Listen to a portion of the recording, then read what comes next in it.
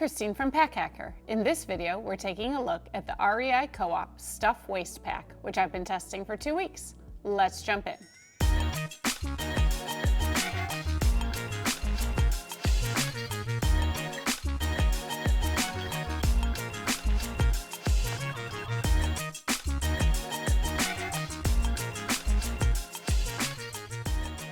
So, in case it wasn't obvious, this is a packable waste pack, and I thought I'd start with it like this.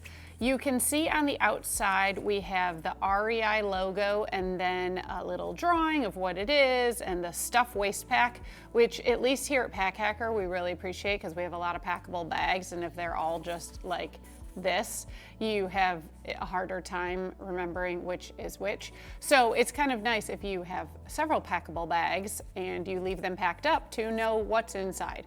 Otherwise, it probably doesn't matter to you, but it's neither here nor there. It'll be inside once we open this up.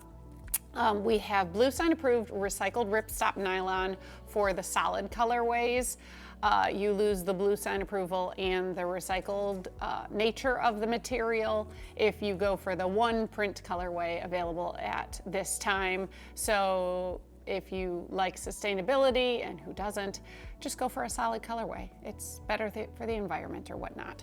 But the ripstop is really nice because it makes it both lightweight and yet able to take all the stress. And you will see there is a lot of stress on this material when you stuff it in here, and that is also why I'm happy to see YKK zippers, because we know that they can take all this stress and keep on performing. We've got some cords woven through the zipper pulls, which make it much easier to open and close, which is great. And then we've got this little carry handle. It's mostly good for hanging it up on a hook, I guess, but also it is still there when you open this up. So you could use it to pull it on and off if you kept it buckled. I'm gonna open it up now and you will see, there we go. I did it inside out, sorry about that. But the only other branding we've got going here is this REI Co-op patch here, and that's about it. This ripstop material, it doesn't hang on to the wrinkles for very long once you stuff it out, which is great. And yeah, that's about all there is to say about this really simple little bag on the outside. Moving on to the harness system, as it were, you will see it is a simple webbing strap and it comes off the side of the bag, which is basically what makes it more of a waist pack as opposed to something that's intended to be worn crossbody, although you know I'm wearing this crossbody. But anyways, it does come off this way, so it's a little more like a belt. It's just a simple webbing strap. There's a lot of strap, and I think it adjusts from, let me check my notes for a second, 28 to 58 inch waist. So that's quite a lot of adjustment, which is great. And then we have a Duraflex buckle, which is chunky, but works very well. So it's a lot of strap for such a small bag, but you know, if you need all of it, and if you need all of it, it's nice to have. And if you don't need all of it, it's nice that there are built-in strap keepers.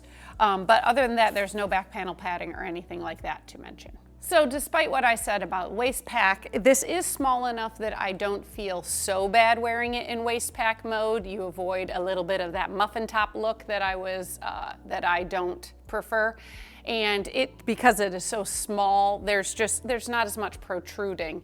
And so especially like if you were going to be bike riding or whatnot, it definitely can be convenient to have it that way. And heck, a lot of people do like wearing it that way.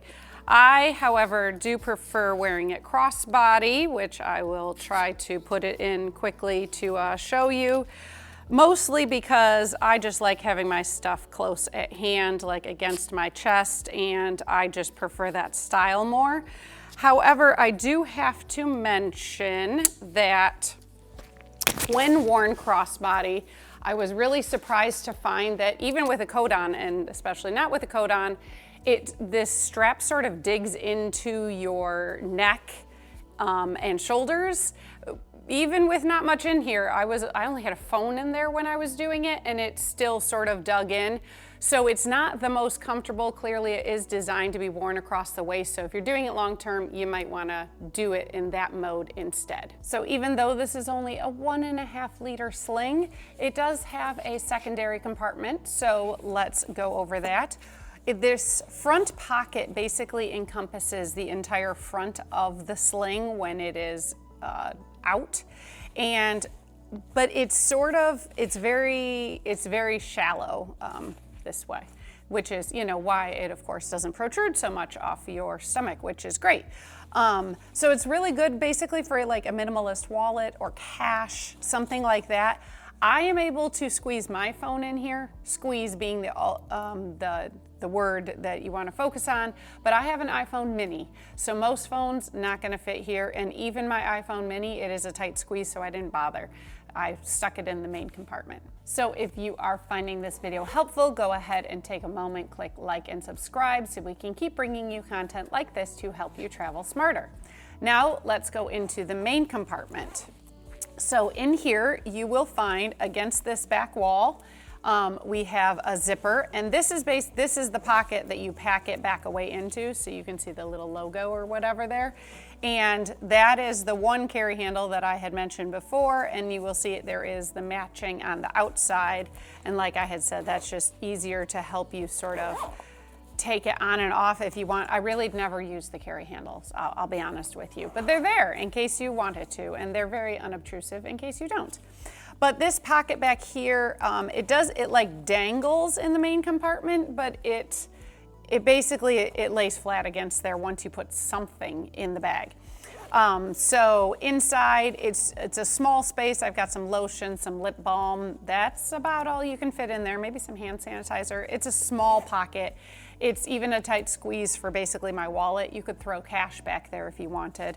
And then I've just got some sunglasses and my phone, again, iPhone mini. So you can kind of see how it would fit in that front pocket, but it's a squeeze. And then the only other thing to mention is there is a key clip on a leash, which is, I guess, nice in case, when you have it down here, except it attaches so low that it's just as easy to reach in and grab the keys as it is to grab that.